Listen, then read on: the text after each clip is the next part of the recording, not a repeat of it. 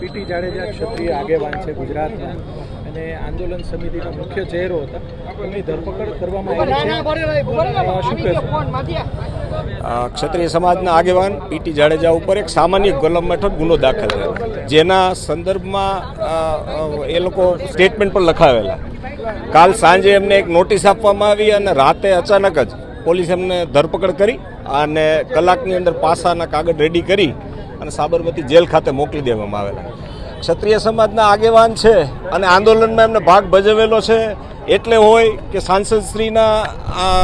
સાંસદની ચૂંટણીમાં જે કાંઈ ક્ષત્રિય સમાજની માંગો હતી એના સંદર્ભમાં જ્યારે આંદોલન ચાલતું હતું ત્યારે ક્ષત્રિય પીટી જાડેજા ખૂબ અગ્રેસર હતા અને ક્ષત્રિય સમાજના હરેક લોકો એમની સાથે જોડાયેલા હતા. ત્યારે આજે એક આ કિન્નાખોરીનો ભાગ સ્વરૂપે એમને પાસા હેઠળ ધકેલવામાં આવે. જો આવા સામાન્ય ગુનાની અંદર જો ધરપકડ થઈ જતી હોય અને પાસા થઈ જતા હોય તો હું એવું માનું છું કે રાજકોટની 50% પ્રજા છે ને અત્યારે પાસા હેઠળ હોય.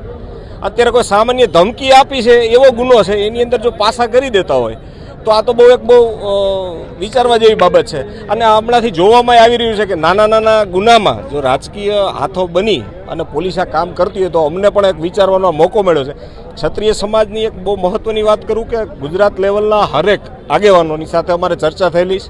12 વાગે સુરેન્દ્રનગર ખાતે ક્ષત્રિય સમાજની એક પહેલી મિટિંગ થવા જઈ રહી છે, જે ત્યાંના આજુબાજુના ગામ અને ત્યાંના લોકો એની મિટિંગ યોજી રહ્યા છે.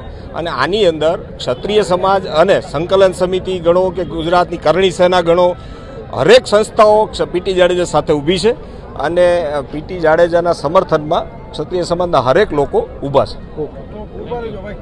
મારું નામ અર્જુનસિંહ જાડેજા. અર્જુનસિંહ, શું કહેશો? જે પ્રમાણે પાસા એક્ટ હેઠળ કાર્યવાહી કરવામાં આવી છે, કઈ રીતે જોઈ રહ્યા છો?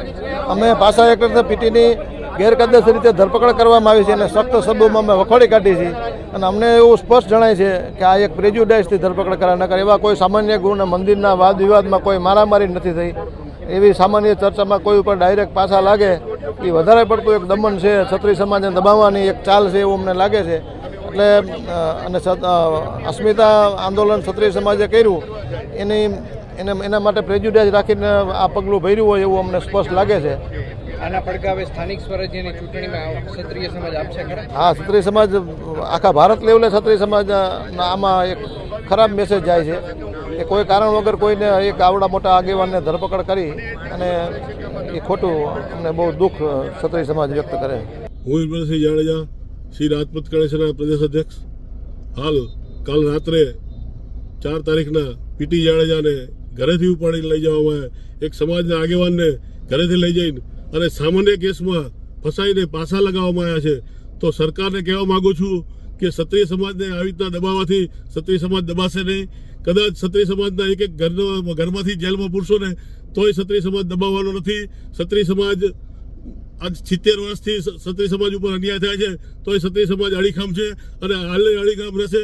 અને વહેલી તકે પીટી જાડેજાને છોડવામાં નહીં આવે તો આનું વધારે ઉગ્ર આંદોલન થશે અને ક્ષત્રિય સમાજ જેલ ભરો આંદોલન કરશે. અને દરેક ક્ષત્રિય સમાજ ગુજરાતમાં જેટલો છે બધા ક્ષત્રિય સમાજને તમે પૂરી દેજો, કારણ કે આવી રીતના ખોટો અન્યાય આવા કેસો કેટલા ઉપર છે, કેમ બીજામાં પાછા નથી લગાડતા? એક ક્ષત્રિય સમાજને ટાર્ગેટ કરવામાં આવે છે તો ક્ષત્રિય સમાજને ટાર્ગેટ કરવામાં ના આવે અને વહેલી તકે છોડવામાં આવે એવી હું વિનંતી કરું છું સરકારને. નહીંતર પછી આનો ઉગ્ર આંદોલન કરવામાં આવશે. જય માતાજી, જય વાંકાણી. જે ચોક્કસપણે ખોટે ખોટું છે. આ તાનાશાહી છે. એક નોટિસ હતી, નોટિસમાં 11 વાગે પીટી જાડેજાને હાજર થવાનું હતું, એની બદલે તાલુકા પોલીસ સ્ટેશનેથી રાત્રે જ એમની ધરપકડ કરી છે અને વોરંટ પણ નહોતું. બરાબર છે. તો આ કેવી તાનાશાહી સરકારને? તો સરકારને અપીલ કરવા માંગુ છું કે આપ લોકો કાયદાકીય બધાય માટે સરખા નિયમો રાખો અને સત્તા લ્યો છો તો સત્તાનો પાવર આટલો બધો ન રાખો કે લોકોને હેરાન કરવાના, લોકોને ટાર્ગેટ કરવાના. તમે લોકો નેતા બનો છો તો નેતા બનો, સારા કામ કરો. બરાબર છે. બાકી અંદરો અંદર તમે એકબીજાને નીચા દેખાડો છો, બાજો છો. ખાસ કરીને જયરાજ તો ગોંડલમાં આટલું બધું તાત્કાલિક પગલા કેમ નથી લેવાતા? જયરાજ થી લોકો કેમ ડરે છે? સરકાર પણ ડરે છે જયરાજ થી. ગોંડલમાં આટલું બધું થાય છે કાંડ, તો એની ઉપર કેમ કઈ તાત્કાલિક કાર્યવાહી નથી થતી? અને આ જે પીટી જાડેજા છે, અમારા જેવા ચહેરાઓ છે, એને કોઈ પ્રૂફ પુરાવા વગર અમારી ઉપર કેસ કરી દેવામાં આવે છે. આગામી સમયમાં જો ન્યાય નહીં મળે તો આગામી સમયમાં ક્ષત્રિય સમાજ ફરી પાછો રોડ રસ્તા ઉપર ઉતરશે અને બીજેપી સરકારને બહુ ભારે પડી જશે. 400 પાર તો નથી જ કરી શક્યા, હવે ભૂલી જાજો કે તમે લોકો 200 પાર પણ કરી શકશો. ક્ષત્રિય સમાજ કોઈ જેવો તેવો સમાજ નથી. જી, જયરાજ ઉપર આક્ષેપો ચોખ્ખા દેખાય છે. જયરાજને સત્તાનો પાવર છે, સત્તા થોડોક ટાઈમ જ હોય છે. બરાબર. આંદોલન સમયે પણ પીટી જાડેજા દ્વારા પણ તેમનો વિરોધ છે તે કરવામાં આવ્યો હતો. જી હા, ચોક્કસપણે પીટી મામા પણ બોલ્યા હતા અને આખો સમાજ જયરાજ વિરોધ હતો. કેમ કે જયરાજને આટલી મોટી સત્તા હોય અને જો બેનું દીકરીઓને વારે ના આવે ને તો અમારા માટે જયરાજ કાંઈ નથી.